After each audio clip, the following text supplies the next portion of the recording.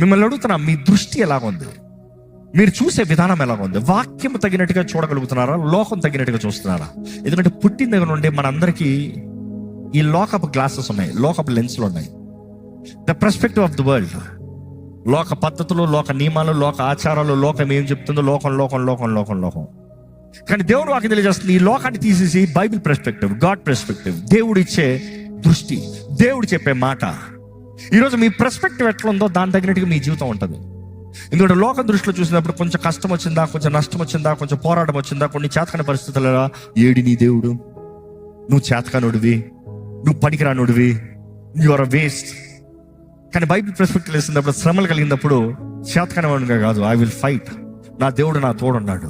ఈ శ్రమలు అయిన తర్వాత దేవుడు నన్ను కొంతకాలం నన్ను ఈ శ్రమల్లో అనుమతిస్తాడు, కానీ బయటకు వచ్చేటప్పుడు ఎలా తీసుకొస్తాడు?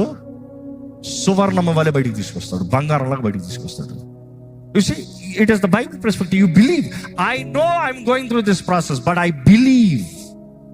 నేను నమ్ముతున్నా, నా దేవుణ్ణి నేను నమ్ముతున్నా.